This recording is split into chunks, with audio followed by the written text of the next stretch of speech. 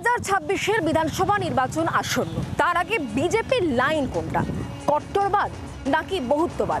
একদিকে হিন্দুত্বের পক্ষে সওয়াল করছেন কে শুভেন্দু অধিকারী, তিনি আবারও একজোট হওয়ার বার্তা দিচ্ছেন হিন্দুদের। আর অন্যদিকে বিজেপির নয়া রাজ্য সভাপতি বঙ্গের এই মুহূর্তে বঙ্গ বিজেপির ক্যাপ্টেন, তিনি বহুত্ববাদের কথা বলছেন, বিভাজন রোখার কথা তিনি বলছেন। তাহলে বিজেপির অন্দরে কি বিভাজন নাকি 2026-কে সামনে রেখে নতুন কৌশল বিজেপির?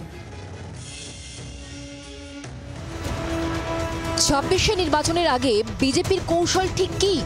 হিন্দু ভোট এক করতে বারবার কড়া বার্তা দিতে দেখা গিয়েছে বিরোধী দলনেতা সহ অন্যদের। 5% যদি সনাতনীরা 5% একটু দয়া করবেন, উল্টে দেব আমরা। মমতা বন্দ্যোপাধ্যায়কে লাস্ট ওয়ার্নিং দিচ্ছি, এরপরে কিন্তু আমরা রাস্তায় গাড়ি ধরে ধরে মারবো, কিন্তু সেই জায়গায় আমাদের হিন্দুদেরকে বাধ্য করবেন। আমি বিজেপি নেতা হিসেবে বলছি না, মন্ত্রী হিসেবে বলছি না, আমি একজন সাধারণ হিন্দু হিসেবে বলছি। সেই বিজেপিতেই শ্রমিক ভট্টাচার্য রাজ্য সভাপতি নির্বাচিত হওয়ার পর হিন্দুত্বের নতুন ব্যাখ্যা, বারবার ধর্ম ছেড়ে বহুত্ববাদের প্রসঙ্গ, বিভাজন রোখার কথা। যেখানে বিভাজনের রাজনীতি চলছে, এই বিভাজনের রাজনীতিকে বন্ধ করতে হবে। আর বিভাজনের রাজনীতি বন্ধ করবার দায়িত্ব শুধু একটা রাজনৈতিক দলের নয়, আরেকটা সমাজের।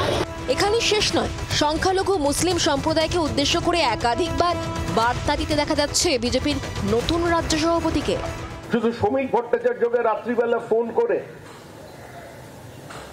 যে সমস্ত কবি, যে সমস্ত সাহিত্যিক ফোন করে মুসলমান সমাজের বলছেন যে আপনার অবস্থান সঠিক, আমরাও এই পরিস্থিতির বদল চাই। আমি কারণ নাম বলছি না, কিন্তু দয়া করে আমাকে ফোন করবেন না, প্রকাশ্যে রাস্তায় নেমে বলুন। লড়াইয়ে সংখ্যালঘু বুদ্ধিজীবীদের রাস্তায় নামতে বলছেন শ্রমিক। তার এই বক্তব্যে ইতিমধ্যেই শুরু হয়েছে তোলপাড়। তবে এসবের মাঝেই বারবার উঠছে একটাই প্রশ্ন, ধর্ম নিয়ে বিজেপির লাইন এবার কি হবে? শুভেন্দুদের পথ ছেড়ে নতুন পথে হাঁটবেন শ্রমিক ভট্টাচার্য? রাজনৈতিক পর্যবেক্ষকদের একাংশ বলছে শ্রমিক যা করছেন, যা বলছেন সবটাই রাজনীতির অঙ্ক করে। নিজের বক্তব্যে মুসলিম সম্প্রদায়কে নিয়ে চলার কথা বললেও একবারের জন্য গেরুয়া শিবিরের ঘোষিত নীতির বাইরে একটাও শব্দ খরচ করেনি।